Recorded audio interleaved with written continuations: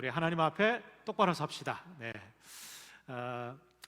지난 주까지 이제 폭우와 늦은 장마가 거의 장마가 역대급이더라고요. 52일 동안 장마가 계속되었고, 또 집중적인 호우로 인해서 많은 분들이 피해를 입고 어려움을 겪고 있습니다. 아마 이제 본격적인 복구가 이번 주부터 진행이 될 텐데 잘 진행이 됐으면 좋겠고, 또 피해를 입은 우리 권속들이 있다면 잘 이겨내실 수 있기를 바랍니다. 또 안타까운 것은 보니까 산사태나 이런 것들이 많이 나타났고, 또 전 세계적으로는 뭐 화재나 뭐 사건 사고가 폭발 사고도 나고, 또 이 홍수나 이런 것 때문에 세계적인 그 문화재 유산들이 많이 소실되고 또 이렇게 무너지는 그런 소식들도 있었습니다. 정말 안타까운 소식들인데, 그럼에도 불구하고 우리가 잘 극복하고 이겨낼 때 하나님께서 저와 여러분들에게 새로운 그런 삶으로 인도해 주실 줄로 믿습니다. 여러분들 잘 알고 계시죠? 이탈리아에 가보면 토스카니주의 피사의 대성당이라고 하는 아주 크고 아름다운 성당이 있습니다. 그 옆에 이 성당보다 더 유명한 건축물이 하나 있죠. 우리가 흔히 피사의 사탑이라고 불려지는 그런 탑이 있습니다. 원래 이 피사의 사탑은 이 피사의 대성당에 딸린 종탑입니다. 그런데 이 종탑이 높이가 58.5m, 그리고 무게는 14,500톤이나 되는 대리석으로 지어진 건물입니다. 근데 여러분들, 이 피사의 사탑이 지어진 지가 얼마나 됐냐? 800년이 넘었어요. 별로 안 놀라시네. 뭐 그까이 거 800년 이렇게 얘기하시는데 어마어마한 시간이죠. 그런데 이 피사의 사탑이 왜 유명하느냐? 처음에 지을 때는 이 대리석으로 정말 웅장하고 멋진 건축물로 잘 지어졌어요. 그런데 시간이 지나면서 이제 10년, 20년, 100년, 200년 이렇게 시간이 지나면서 이게 웬일입니까? 이 피사의 사탑이요, 조금씩 기울어지는 것이 보여지기 시작했어요. 처음에는 몰랐어요. 왜냐하면 1년에 0.4mm, 이게 뭐 0.4mm가 1년 동안 이렇게 조금씩 움직이니까 뭐 아무리 지켜봐도 티가 안 나죠. 그런데 수많은 세월이 흐르다 보니까 이게 점점 기울어졌어요. 그래서 800년 동안 얼마나 기울어졌느냐, 최근에 이렇게 측정을 해보니까 그 기울기 각도가 약 5.5도 이렇게 기울어져 있고, 그 꼭대기 중심에서 기울어진 그 길이, 폭을 보니까 약 4m 정도 이게 기울어진 거니까 굉장히 많이 이제 기울어진 거죠. 이 피사의 사탑이 유명해진 이유 중에 하나가 그 갈릴레오 갈릴레이가 그 피사의 사탑에서 그 자유낙하 실험을 했다고 해서 이게 유명해졌는데, 이게 반듯하게 서 있으면 이 실험하기가 쉽지가 않죠. 기울어졌으니까 거기서 이렇게 자유낙하 실험하는 것을 할 수 있었다고 그래요. 그래서 이 800년 동안 이제 한 5.5도 정도 기울어지고, 한 중심에서 4m 정도 이렇게 기울어지다 보니까 이제는 이게 이제 어느 순간에 넘어져서 쓰러져서 붕괴될지 아무도 모르는 거예요. 그래서 이게 이제 붕괴 위험이 있다. 그래서 이탈리아 정부에서는 이제 더 이상 관광객들은 이 피사의 사탑에 올라가지 못하도록 접근 금지 명령을 내렸어요. 그리고 이게 그냥 놔둬서는 언제 쓰러질지 모르니까 이걸 어떻게 하면 복원시킬 수 있을까? 그래서 과학자들, 또 건축학자들, 그리고 이제 여러 전문가들이 상의를 해서 이 피사의 사탑을 조금은 이게 넘어지는 것을 좀 방지할 수 있는 안정화 작업을 시작을 했어요. 그러니까 어떻게 했느냐? 이게 이제 한쪽으로 기울어졌으니까 오히려 이 기울어져서 조금 공간이 생기는 이쪽에 좀 이렇게 밑에 토양을 파내고, 그리고 이 넘어진 이 그 피사의 사탑을 이쪽에서 줄을 연결해서 당기는, 그래서 다시 그 피사의 사탑, 이게 뭐 1,400톤이나 되니까 자기 무게대로 지금 기우뚱된 것을 원상태로 이렇게 바로 세우는 안정화 작업을 했어요. 이 얼마 동안 했냐? 17년 동안 이 작업을 해왔다는 거예요. 그런데 최근에 조사를 해보니까 이 피사의 사탑이요, 조금 더 기울어진 것이 아니라 원상태로 돌아오기 시작했다. 얼마나 돌아왔느냐? 이 17년 동안 약 4cm가 돌아왔다. 좀 놀라셔야 되는데, 여러분들 1년에 0.4mm씩 쓰러지던 것이 17년 동안에 4cm가 돌아왔으니까 엄청 많이 돌아온 거 아니겠어요?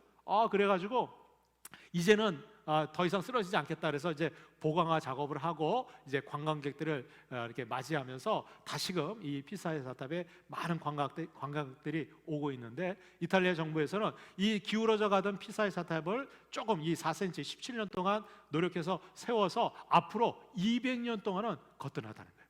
이 문제가 없다는 거예요. 그러니까 앞으로 200년 지나면 이 피사의 사탑이 지어진 지 1000년 세월을 지킬 수 있다는 거예요.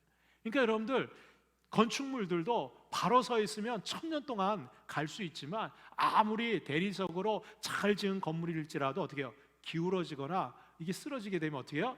그럼 붕괴되고 무너지고 마는 거예요. 그런데 제가 이 기사를 보면서 그런 생각이 들었어요. 야, 우리의 삶도 더 이상 기울어져서는 안 되겠다. 점점점 기울어져 가다는 어느 순간에 어떻게 해요? 폭삭 주저앉고 무너져 버리고 마는 것이 우리의 삶 아니겠습니까? 건축물뿐만 아니라 여러분, 우리의 인생도 마찬가지예요. 요즘 코로나19로 인해서 또 이 천재지변과 폭우로 인해서 온갖 것이 다 무너져 내리고 또 건물들도 막 기울어지고, 근데 여러분들, 눈에 보이는 것들만 그렇습니까? 우리의 믿음 생활, 우리 신앙 생활도 어느 때부턴가 이게 기울어지기 시작하는 거예요. 어떤 분들은 많이 기울어져 가지고 이제는 그냥 무너지기 일보 직전에 계신 분들도 있어요. 그런데 여러분들, 이것을 우리가 언젠가 하나님 앞에 섰을 때 그냥 기우뚱하고 하나님 앞에 부끄러움 있는 그런 모습이 아니라 똑바로 설 수 있기를 주님의 이름으로 축복합니다. 지금이라도 바로 세워야 돼. 여러분들, 오늘 우리가 읽은 이 유다서 말씀은요 1장밖에 되지 않은 아주 짧은 성경책이에요. 그런데 이 유다는 바로 예수님의 동생이었던 형제 유다입니다. 그래서 이 유다가 왜 이 유다서를 썼느냐, 이 초대교회 때 큰 어려움이 있었어요. 어떤 어려움이 있었냐, 이 초대교회 각 교회들마다 이 거짓 선지자들, 거짓 교사들, 그리고 이단들이 막 침투해 들어왔어요. 오늘 성경 본문에 보면 이들이 행했던 그 모습들이 몇 가지 소개가 되고 있는데, 이 거짓 교사들, 이 이단들은 초대교회에 침투해 들어와서 아주 경건하지 않은 그런 행동들을 했어요. 자기 정욕대로, 그리고 사람들을 막 서로 믿음을 조롱하고, 그리고 분열시키고, 그리고 어떻게 해요? 마음에 육적인 일들을 행하면서 성령이 없는 그런 거짓 교사들이 초대교회에 들어오게 된 거예요. 그러다 보니까 초대교회에 갈등이 생기고 성도들의 믿음이 흔들리기 시작했어요. 심지어 그 가운데서는 이단에 빠지거나 아니면 자기가 믿고 그리고 신앙생활했던 이 복음에서 떠나서, 진리에서 떠나서 다른 길로 가는 그런 교인들이 나타나기 시작했다는 거예요. 그 모습을 보고 이 유다가 이렇게 둬서는 안 되겠다. 더 이상 우리의 믿음과 신앙이 기울어지거나 쓰러져서는 안 되겠다. 왜냐하면 이제 우리가 언젠가는 하나님 앞에 서게 될 터인데, 그 하나님 앞에 섰을 때 정말 우리의 쓰러지는 신앙, 보잘것없는 믿음으로 하나님 앞에 선다면 얼마나 부끄러울 것인가. 더군다나 우리의 믿음이 완전히 쓰러져서 무너져 버리게 되면 우리는 저 지옥에서 영원한 고통과 심판의 자리에 떨어지게 될 텐데, 초대교회 성도들 그대로 둬서는 안 되겠다. 다시 바로 세워야 되겠다. 그래서 권면하기 위해서 쓴 서신이 바로 이 유다서라는 거예요. 그래서 이 유다서의 결론은 뭐냐? 우리가 쓰러져 가고 기울어져 있는 우리가 믿음과 신앙을 바로 세워야 되는데 그 능력이 우리에게는 없다는 거예요. 여러분들, 피사의 사탑이 건축물이 그게 기울어져 가는데, 여러분, 피사의 사탑을 그대로 두면 그게 건축물이 제대로 혼자 설 수 있습니까? 설 수 없는 거예요. 누군가가, 전문가가 그 피사의 사탑을 어떻게 해요? 쓰러지는 것을 바로 세워주는 노력을 하지 않으면 이건 세울 수 없다는 거예요. 여러분, 우리의 신앙과 믿음도 마찬가지예요. 여러분, 우리 스스로는 우리 자신을 이 쓰러져가고 기울어져 있는 이 믿음을 제대로 세울 수 있는 능력이 우리에게는 없다는 거예요.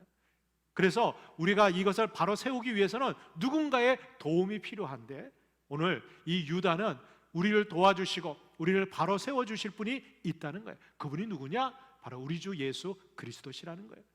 그래서 오늘 유다서의 결론이 어디 나오냐? 오늘 1장 24절 25절에 보면 이 유다가 하고 싶은 말이 있었어요. 그것은 우리가 마지막 하나님 앞에 섰을 때 정말 흠이 없이 우리를 세워주실 분이 있다는 것을 우리에게 알려주고 있어요. 여러분들, 표준 세번역 성경에 보니까 유다서 1장 24절 25절에 이렇게 쓰여져 있어요. 여러분을 넘어지지 않게 지켜주시고 흠이 없는 사람으로 자기의 영광 앞에 기쁘게 나서게 하실 능력을 가지신 분, 곧 우리의 구주이시고 오직 한 분이신 하나님께 영광과 위엄과 주권과 권세가 우리 주 예수 그리스도로 말미암아 영원 전에서부터 이제와 영원까지 있기를 빕니다. 아멘. 여러분들, 이 말이 뭐냐? 유다는 얘기하는 거예요. 우리의 믿음 쓰러져 가는 거, 이거 우리 스스로는 세울 수 없지만, 그런 능력이 없지만 우리를 보호해 주시고 지켜주시고 넘어지지 않도록, 그래서 하나님 앞에 흠이 없이 정말 하나님 영광 앞에 기쁘게 우리를 서게 하실 분, 그런 능력을 가진 분이 바로 우리 주 예수 그리스도라는 거예요. 그래서 그분께서 오늘 저와 여러분들을 세워주실 것인데, 그렇다면 우리는 정말 마지막 그날, 하나님 앞에 서는 그날까지 어떻게 우리는 신앙생활하고 살아가야 되는가?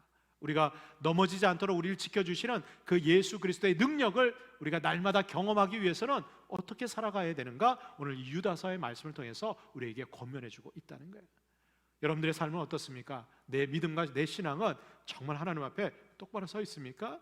정말 우리의 삶, 우리의 가정, 우리 교회, 이 나라, 이 민족, 지금 여러 가지 문제로, 저는 이 코로나19가 오면서부터 온 세상이 다 흔들거려, 다 기울어지고 있고 무너져 가고 있고 쓰러져 가고 있어요. 더군다나 최근에는 이 천재지변과 이 폭우로 인해서 많은 사람들이 삶의 터전을 잃어버리고 어떻게 살아가야 될지 절망하고 있어요. 여러분들, 이런 때 다시 한번 예수 그리스도의 능력으로 세워지는 역사가 있기를 주님의 이름으로 축원합니다. 자, 그렇다면 우리가 하나님 앞에 똑바로 서고 예수 그리스도의 능력으로 우리를 세워주시기 위해서 우리는 어떻게 살아가야 될까요? 제일 먼저 해야 될 일이 우리 자신을 지키고 세워나가야 된다는 거예요. 근데 말씀드린 것처럼 우리는 우리 스스로를 세우고 지킬 수 있는 능력이 없어요. 그래서 여러분들, 우리 예수님께서는 우리를 지키고 우리를 세우시기 위해서 보내주신 선물이 있어요. 그분이 바로 성령 하나님이신 줄 믿습니다. 여러분, 성령님께서 우리 가운데 내주하시면서 하시는 일이 있어요. 그게 바로 뭐예요? 우리를 지켜주시고 우리를 세워주신다는 거예요. 여러분, 오늘 20절 21절 말씀해 보니까, 사랑하는 자들아, 너희는 너희의 지극히 거룩한 믿음 위에서 자신을 세우며 성령으로 기도하며 하나님의 사랑 안에서 자신을 지키며 영생에 이르도록 우리 주 예수 그리스도의 긍휼을 기다리라 그랬어요. 근데 여러분들, 이 헬라어 원어의 그 내용을 보면 이 모든 내용들이 어디로 집중하고 있느냐? 성령으로 기도하며에 다 집중되고 있어요. 그러니까 우리가 거룩한 믿음 위에 우리 자신을 세우기 위해서는 어떻게 해야 돼요? 성령으로 기도해야 되는 거예요. 성령으로 기도하면 내주하시는 성령님께서 어떻게 해요? 우리를 거룩한 믿음 위에서 우리를 세워주신다는 거예요. 또 여러분, 우리가 성령으로 기도할 때 하나님의 사랑 안에서 우리 자신을 지킬 수 있게 되는 줄로 믿습니다. 내가 내 마음 지켜야지, 내 믿음 지켜야지. 아무리 그래도 우리는요, 연약해서 금방 미혹되고 금방 유혹이 오면 넘어지고 죄짓고 쓰러지는 거예요. 그때 내 힘으로는 안 되지만, 내 능력으로는 안 되지만 우리가 성령님을 의지하고 기도하면 그 성령님께서 저와 여러분들의 믿음과 하나님 사랑 안에서 우리를 지켜주시는 줄로 믿습니다. 그리고 어떻게 해요? 주님 오시는 그날까지 우리가 늘 주님의 긍휼을 바라보고 소망 가운데 살아갈 수 있도록 우리를 인도해 주시는 분이 누구세요? 내주하시는 성령님이시라. 그러니까 우리가 나 자신을 지키고 나 자신을 세워나가기 위해서는 어떻게 해요? 날마다 성령으로 기도해야 돼요. 여러분들, 우리 공동체가 바로 서기 위해서는 여러분, 내가 먼저 서 있어야죠. 내가 나 자신의 믿음을 지켜야지만 우리 공동체, 우리 가족들, 내가 사랑하는 사람들 보호하고 지켜줄 수 있는 거 아니겠어요? 내가 흔들리고 내가 쓰러지는데 누구를 도와주고 누구를 세워줄 수 있겠어요? 여러분들, 오늘 유다서에서 모든 시작은 뭐냐? 나를 지키고 나를 먼저 세워야 된다는 거예요. 그러기 위해서 어떻게 해요? 성령으로 기도해야 된다는 거예요. 여러분들, 예수님도 복음서에 보면 새벽 미명에 나가셔서 기도하셨어요.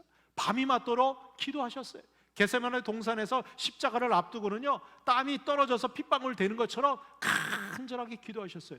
여러분들, 기도가 필요 없으신 분 딱 한 사람을 꼽으라면 예수님 아니겠어요? 여러분, 예수님은 천지를 창조하신 전능하신 하나님이에요. 말씀으로 죽은 자를 살리시고 무리를 걸어가시는 그런 능력이 있으신 분이 우리 예수님이세요. 여러분, 예수님께서 축사하시면요 5,000명이나 되는 사람이 오병이의 기적으로 먹고 남아요. 뭐가 부족하세요? 그런 능력이 있으신 분이 예수님이세요. 예수님은 기도가 필요 없으신 분이에요. 그런데 왜 예수님이 새벽마다 나가셔서 새벽 미명에 한적한 곳에 가셔서 왜 기도하셨을까? 왜 밤이 맞도록 제자들은 그 갈릴리 호수 저편을 보내시고 산에 올라가셔서 밤이 맞도록 기도하셨을까? 겟세마네 동산에서 왜 주님이 땀이 핏방울이 되도록 기도하셨을까? 우리에게 보여주시는 거예요. 왜? 예수님도 인간의 몸을 입고 이 땅에 오셨기 때문에. 그 예수님도 하나님의 아들이시지만, 그 전능하신 능력이 있으시지만 인간의 몸을 입고 이 땅에 살 동안에는 우리가 똑같이 희로애락을 다 겪으시는 거예요. 우리가 당하는 모든 고통과 그 고난의 그런 아픔들을 주님도 다 겪으시는 거예요. 그거 이길 수 있는 유일한 길은 뭐예요? 성령님 의지해서 기도하는 것밖에 없다는 거예요. 그래서 예수님이 제자들에게 기도 가르쳐 주신 것이고, 너희들도 깨어서 기도하라고 말씀하시는 거예요. 여러분들, 우리가 내 믿음이 흔들리고 신앙이 흔들리면 누구한테 핑계댈 필요 없어요. 누구 때문에, 뭐 이래서 환경 때문에, 뭐 코로나 때문에 내 믿음 신앙 흔들린다, 아니에요. 내가 성령 충만하게 기도하지 않기 때문에 그런 거예요. 원인은 거기 있어요. 여러분들, 내가 성령을 의지해서 기도하면 나를 지키고 나를 세워나갈 수 있게 될 줄을 믿습니다. 거기에 예수님의 능력이 더해지는 거예요.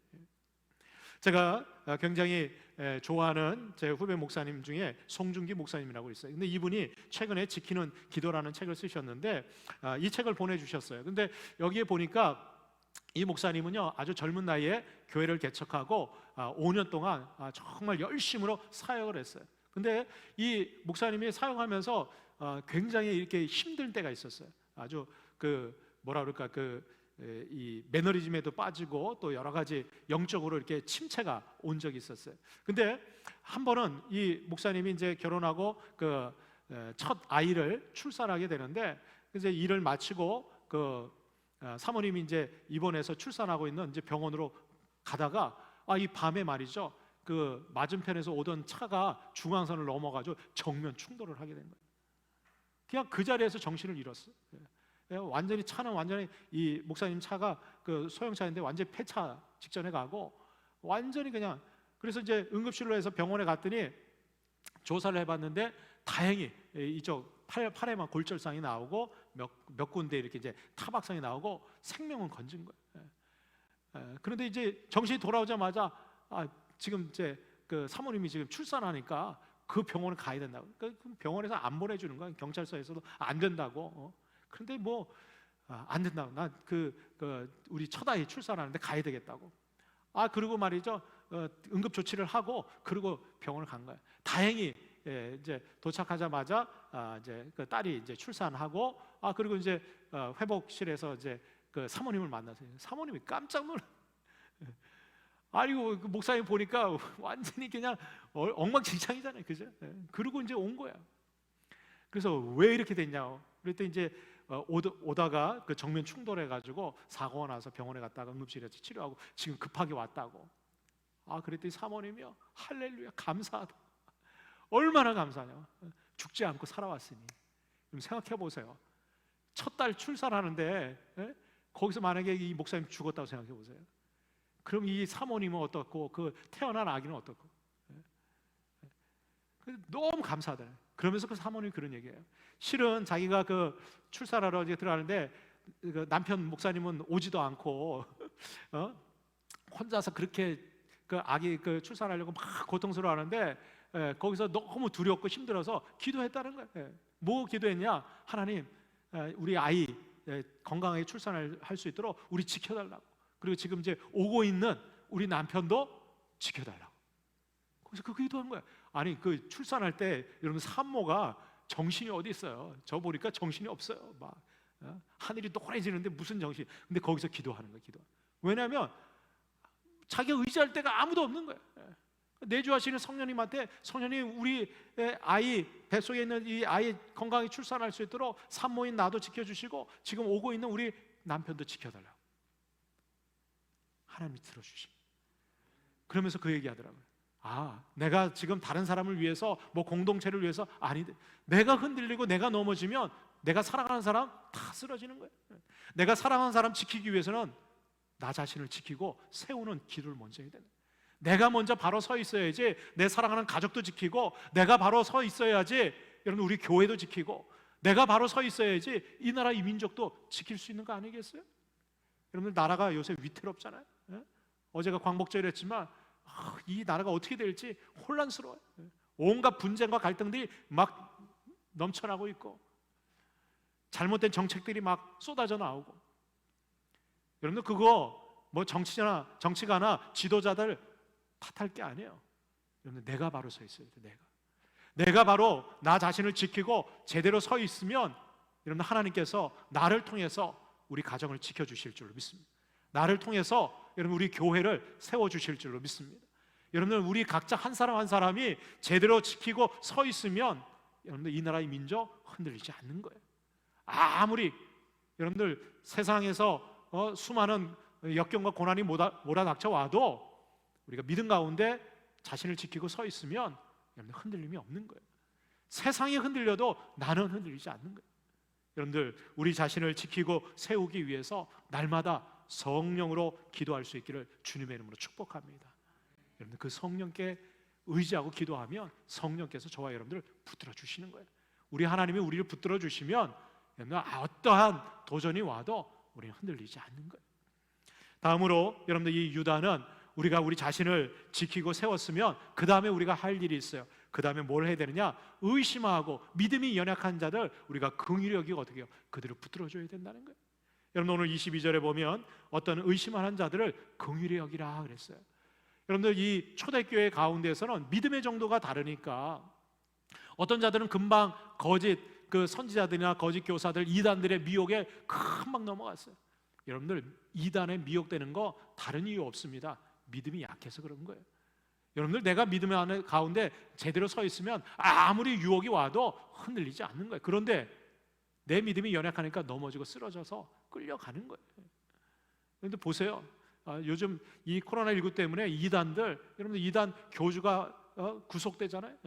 그런데 거기에 속해 있는 사람들한테 아무리 얘기해도 야 봐라, 공급 횡령하고 가정을 파괴하고 그렇게 한다고 하는데 아니라는 거예요. 뭐라고 하냐면 세상 마귀한테 지금 고난당하고 있다는 거예요. 우리 교주는. 아이고 얼마나 어리석은지 몰라요. 봐도 깨닫지는 못해요. 근데 여러분들 그러한 분들 여러분들 정죄하고 판단해서는 안 돼요. 어떻게 긍휼히 여겨야 돼요. 불쌍히 여겨야 돼요. 그래서 어떻게 해요? 권면해야 돼요. 아유 그래 너가 할 길은 너가 가는 거고 너가 알아서 자기 믿음 자기가 알아서 하는 거지. 여러분들 이렇게 방관해서는 안 돼요. 그들 긍휼히 여겨야 돼요. 여러분들 갈라디아서 4장 19절 20절에 보면 사도 바울도 초대교회에 믿음이 연약한 자들 흔들리는 자들이 있었어요. 그들을 어떻게 이 사도 바울이 바라봤느냐? 특별히 갈라디아 교회 교인들을 향해서 가만히 보니까 이 갈라디아 교회에 여러분들 유대 율법주의자들이 와가지고 야 너희들이 믿음으로만 구원받는 게 아니야. 율법도 지켜야 돼. 그러면서 율법을 자꾸 강조하는 거예요. 구약의 율법을 너무 강조하니까 그래? 야 사도 바울이 전한 복음 믿음으로 구원받는 거 그게 다가 아니래. 여러 가지 지켜야 될 율법이 있대. 그러면서 이 율법주의자들에게 혹해서 넘어간 거예요. 이 사도 바울이 그런 소리를 듣고 마음이 너무 아픈 거예요. 그래서 편지를 보냅니다. 뭐라고 얘기하느냐? 나의 자녀들아 너희 속에 그리스도의 형상을 이루기까지 다시 너희를 위하여 해산하는 수고를 한다 그랬어요. 이 말은 뭐냐면 내가 복음을 통해서 너희들을 낳아서 너희들 사랑하는 나의 자녀와 같은 존재들인데 너희들 왜 다른 사람들의 얘기를 듣고 거기에 미혹돼 가지고 믿음에서 자꾸 떨어지냐 말이죠. 그게 너무 안타까운 거예요. 그래서 내가 너희를 다시 해산의 수고로 낳는다는 거예요. 그러면서 어떻게 해요? 너희들에게 권면하겠다는 거예요. 뭐라고 권면합니까? 내가 이제라도 너희와 함께 있어 내 언성을 높이려 하면 너희에 대하여 의혹이 있습니다. 의심 가는 사람들이 몇 명 있다는 거예요. 지금 믿음 흔들려가지고 왔다 갔다 하고 기울어져가는 신앙생활하고 있는 갈라디아 교회 교인들이 있다는 거예요. 그 소식을 들으면서 사도 바울이 뭐라고 해요? 언성을 높인다는 거예요. 이거 아주 따끔하게 훈계의 소리로 내가 너희들 얘기한다는 거예요. 여러분 갈라디아서를 읽어보면 사도 바울이 얼마나 언성을 높이는지 몰라요. 큰 소리로 야 다른 복음은 없다. 오직 예수 그리스도만이 우리에게 구원 주시는 하나님의 아들이고 믿음으로만 구원받는 것이다. 왜 다른 복음에 자꾸 미혹되느냐 말이에요. 다른 복음은 사람 쫓아가는 거다. 사람 보기에 좋은 거 내가 사람에게 좋게 하랴 하나님께 좋게 하랴. 너희들에게 전한 거는 하나님이 우리에게 보내주신 아들 예수 그리스도 그 복음만 내가 증거하고 있다는 거예요. 다른 복음은 없다는 거예요. 예수 그리스도만이 참 복음이라는 거예요. 진리라는 거예요. 왜 진리에서 떠나냐 말이죠. 신앙생활할 때 왜 사람 보고 쫓아다니냐 말이죠. 우리가 바라보고 믿어야 될 대상은 오직 예수 그리스도밖에 없는데, 그 예수님께서 우리를 구원해 주셨는데 왜 자꾸 미혹되느냐는, 그러면서 이 사도 바울이 아주 강력하게 훈계하고 있는 거예요. 여러분들, 우리도 여러 가지 고난이나 또 유혹이 오면 여러분 우리의 믿음도 흔들려요. 어느 한순간에 쓰러지고 기울어질 수 있어요. 여러분들 목회자라고 안 그런 줄 아세요? 목회자들도 그래요. 최근에 여러분들 우리 대전 지역, 이 중부 지역에 폭우가 쏟아져 가지고 많은 교회들이 피해를 입었어요. 그 가운데 우리 여기 대전 만민감리교회, 제가 잘 아는 김다솔 전도사 전도사님 그 교회도 이 교회가 침수가 됐어요. 새벽 예배 드리려고 4시인가 4시 반쯤에 교회를 나오는데요, 길에 오니까 길에 물이 얼마나 찼는지 차들이 막 침수가 돼서 떠오르는 거예요. 그 마을 주민들도 그 새벽에 나와가지고 말이죠, 막 물이 차오르니까 걱정하는 거예요. 근데 이 만민감리교회가 지하에 있었거든요. 이 전도사님이 그래도 걱정되니까 교회 내려가려니까 막 내려가지 말라는 거예요. 근데 문을 열고 내려가니까 물이 그냥 콸콸콸 쏟아져가지고 막 들어가더래요. 그냥 급한 김에 그 예배당에 들어가니까 이게 웬일입니까? 이미 그 장의자부터 해서 강대상이 둥둥둥 떠다닌대. 냉장고며 뭐 모든 기자재들이. 그래서 이 전기 감전 위험이 있으니까 전기 그 두꺼비 집 내리고 말이죠, 자기 그 휴대폰 갖고 막 거기 찍었더라고. 근데요, 그 빗물하고 오물 그게 막 그냥 쏟아져 들어온 거예요. 막 물이 계속 들어오니까 그 주민들이 나오라고, 위험하다고. 그래서 밖에 나와가지고 이제 그 비가 그치고 이제 물을 퍼냈는데 이게 완전히 엉망이야. 이제 뭐 도저히 할 수가 없는 거예요. 이 전사님이 낙심이 된 거예요. 그러니까 이 목회는 내 길이 아닌가 보다. 하나님이 왜 나에게 이런 시련을 주냐. 왜냐하면 이 전도사님에게는요, 개척한 지 지금 한 4년 정도 됐는데 아직 목사 안수를 못 받았어요. 그 이유가 있어요. 이 전도사님이 이제 사역을 시작하면서 개척을 하고 또 결혼해서 자녀가 출생하게 됐는데, 이 태어난 그 딸이 이 선천성 희귀병을 앓고 있는 거예요. 그 장기나 이런 것들이 막 굳어져 가고 얼마 못 사는 거예요. 시한부 인생을 선고받은 거예요.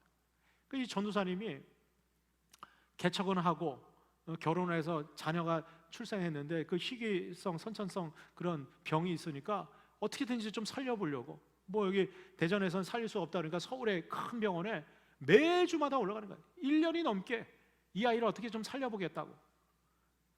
근데 결국 이 아이가 죽었어요. 낙심이 됐는데 그래도 어떻게든지 마음 추스리고, 그래 뭐 진급도 못 하고 안수도 못 받고 내가 다시 목회 사역을 해야 되겠다. 그래서 그 지하에 교회 개척해 가지고 그냥 어떻게든지 자립해 보려고 그렇게 했었는데 이번에 수해로 완전히 그냥 잠겨버린 거예요. 낙심이 돼 가지고 믿음도 다 잃어버린 거예요. 나 목회하지 말아야 되겠다. 이거 하나님 뜻이 아닌가 보다. 내가 어떻게 살아야지. 그런 마음이 들었다. 그런데 이 목사님, 이 전도사님 그 주변에 있는 감리사님이나 다른 목회자들 또 선후배 목회자들이 이 전도사님을 위로하는 거예요. 격려하는 거예요. 어쩌면 이 시작할 때 이런 큰 어려움들, 이런 고난이 온 거 우리는 알 수 없지만 하나님의 뜻과 계획이 있을 거다. 우리가 이겨내보자. 이거 지나고 나면 언젠가는 하나님이 알게 해주실 거니까 지금 포기하면 그 하나님의 뜻과 계획을 어떻게 알겠냐. 여기서 그만두면 안 된다. 그래서 어떻게 도와줄 수 있는 방법들을 찾았어요. 몇몇 목사님들이 좀 도움을 주고 또 CTS 방송국에도 연락을 해서 후원금도 받을 수 있도록 좀 하고, 이제 그런 가운데 제가 어제 우리 김다솔 전사님 만났어요. 만나서 얘기 나누면서 어떠냐 그랬더니 목사님 정말 하나님의 은혜로 이번에 예배당 2층으로 상가 2층 건물로 옮기게 되네. 다음 주에 아마 이번 주에 이사를 하고 옮기게 되는데, 여러분들이 이렇게 와서 위로해주고 격려해주고 자기가 절망했는데 그래도 내가 혼자가 아니고 하나님이 믿음의 동역자들을 붙여주신 거, 그래서 내가 다시 한번 일어나서 이 사역 하겠습니다. 그 얘기 하더라고요. 그래서 제가 그래서 지상으로 잘 갔다 2층으로. 그래서 햇볕이 너무 잘 들고 너무 좋다는 거예요. 그리고 1층에 그 식당이 있는데 식당이 있는데 잘 갔다 그랬어요 제가. 왜냐하면 식당은 주일날 11시 반 넘어야지 영업 시작하니까 야 11시 예배 드리면 그 전에 그 주차장은 다 쓸 수 있어. 그러니까 잘 갔다. 여러분들 우리가 믿음이 흔들리고 또 쓰러지고 넘어질 때 여러분 그러한 지체들 형제 자매들이 있으면 여러분 우리가 먼저 가서 찾아가서 손 내밀고 이렇게 세워줘야 돼. 그래야지만 어떻게 해요? 우리가 함께 더불어서 세워질 수 있는 거예요. 나 혼자라는 안 되지만 여러분들 옆에 있는 지체들을 우리가 돌아보고 세워줄 때 하나님께서는 건강하게 우리를 똑바로 세워주실 줄로 믿습니다. 마지막으로 우리가 하나님 앞에 똑바로 서기 위해서는 여러분들 타락하고 죄악 가운데 넘어져 있는 그러한 자들 우리가 구원해내야 된다는 거예요. 여러분 오늘 23절에 보면 유다가 이렇게 얘기하죠. 또 어떤 자를 불에서 끌어내어 구원하라 그랬어요. 여러분들 이 표현을 보면 불에서 이 불은 어디입니까? 지옥불이에요. 죄악의 불구덩이에 지금 죽어가고 있는 소망이 없고 멸망의 자리에 있는 그들을 어떻게 해요? 구원하라는 거예요. 근데 그들은 스스로는 절대로 밖으로 안 나와요. 그 불구덩이에서 어떻게 해요?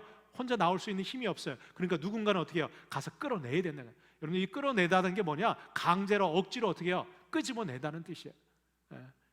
여러분들 이렇게 안 나오는 경우도 있거든요. 저희 집에도 강아지가 한 마리 있는데 이 강아지가요 뭐 먹을 거 있으면 딱 물고 자기 그 집에 들어가서 아무리 꼬셔도 안 나와요. 뭐 얼르고 설러도 안 나와. 그때는 어떻게 해야 돼요? 뒤에 가가지고 그 집을 갖다 뒤집어 엎어야 돼. 그러면 쏟아져 나와.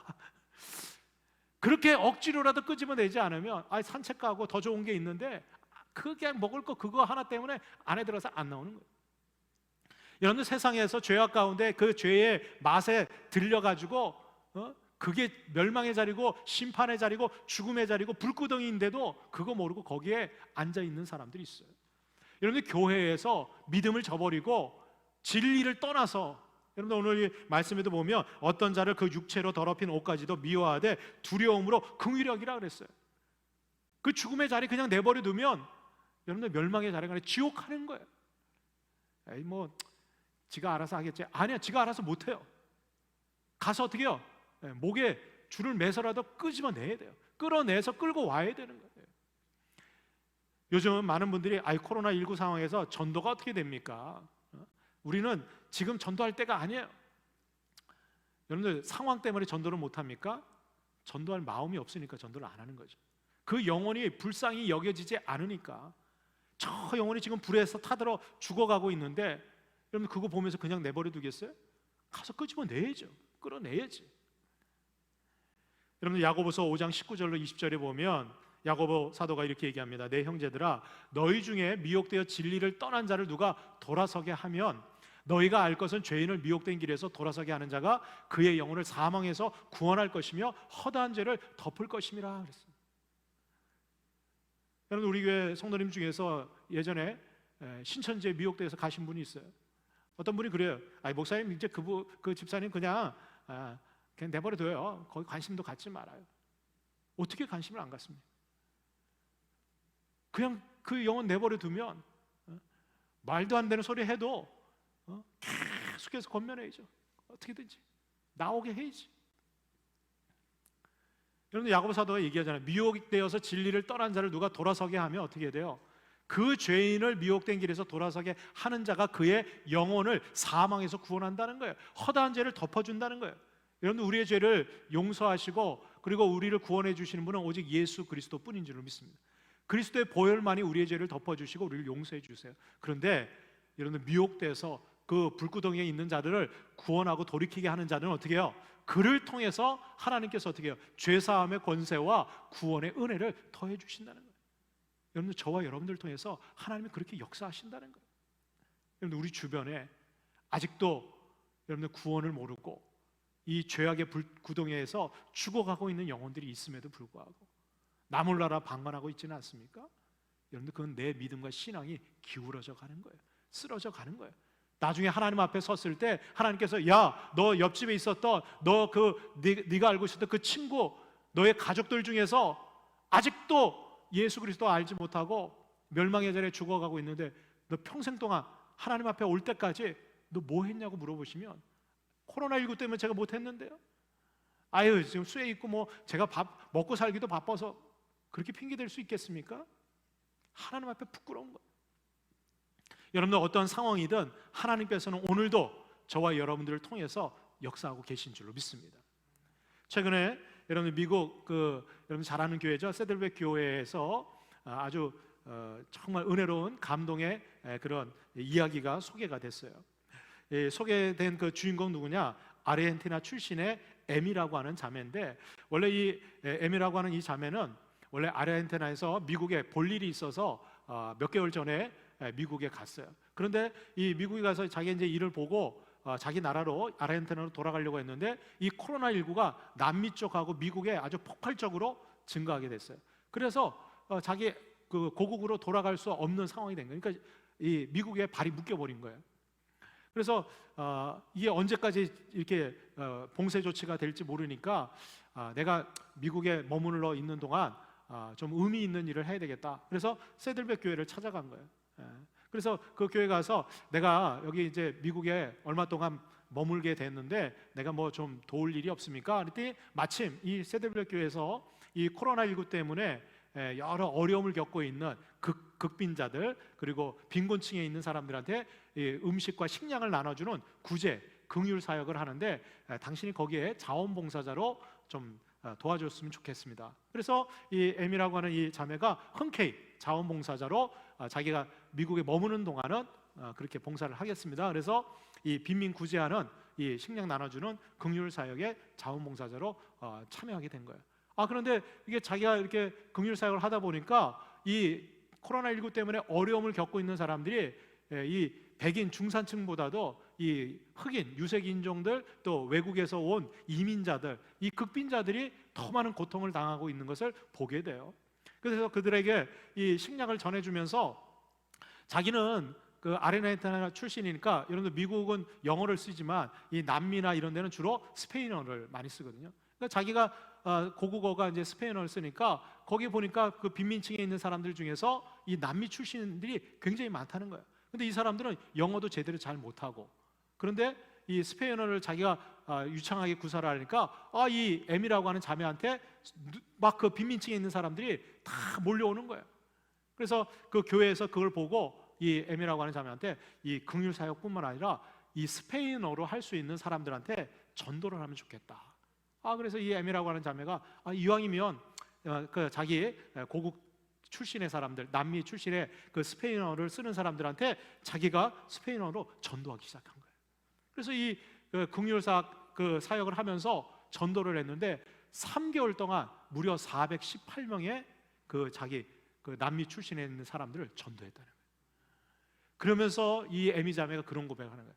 자기가 처음에 몇 개월 전에 미국에 와서 코로나 때문에 발이 묶였을 때는 왜 내가 여기 이렇게 고국으로도 못 돌아가고 발이 묶였을까? 너무 답답했다는 거예요. 왜 나를 여기에 묶어두셨는지 그 이유를 몰랐다는 거예요. 그런데 이 3개월이 지나고 나서 자기가 깨달았다는 거예요. 하나님께서는 이 지금 미국 땅에 있는, 특히 코로나19 때문에 고통당하고 있는 그런 이민자들을 위해서, 그의 영혼들을 구원하기 위해서 스페인어 쓰는, 그러니까 자기를 갖다 거기다 데려다 놓은 거예요. 물론 그 세들백 교회에도 스페인어를 할 수 있는 사람들이 있는데 그 사람들은 다 직장 생활하고 자기 생활하니까 시간을 낼 수가 없는 거예요. 근데 아르헨티나에서 와가지고 그 격리가 되고 이렇게 봉쇄 조치 때문에 못 가니까 이 에미라고 하는 자매는 아무 할 일도 없는 거예요. 그러니까 전도하는 일, 자원봉사라는 일에 전적으로 헌신할 수 있었던 거예요. 여러분, 이 모든 것을 하나님이 계획하시고 인도해 주셨다는 거예요. 오히려 이 코로나19 때문에 많은 영혼들, 그것도 다른 나라 출신인 이 에미 자매가 전도하게끔 하셨다는 거예요. 여러분들, 그 영혼들을 통해서 이 교회와 그 지역 사회가 든든히 세워지게 됩니다. 여러분, 우리도 마찬가지예요. 여러분, 우리 주변에 물론 많은 제한이 있고 제약들이 있어요. 그럼에도 불구하고 영혼에 대한 사랑함을 우리가 잊지 않고, 지금도 정말 타락한 자들, 배교하고 진리를 떠나고 그리고 멸망의 자리에 있는 자들을 향해서 여러분들 우리가 구원해낼 수 있기를 주님의 이름으로 축복합니다. 하나님께서 저와 여러분들의 삶뿐만 아니라 언젠가 우리가 하나님 앞에 섰을 때 부끄럼 없이 정말 하나님 앞에 기쁨으로 똑바로 서게 되는 날이 오게 될 줄로 믿습니다. 그런 은혜가 함께하기를 주님의 이름으로 축원합니다. 기도하겠습니다.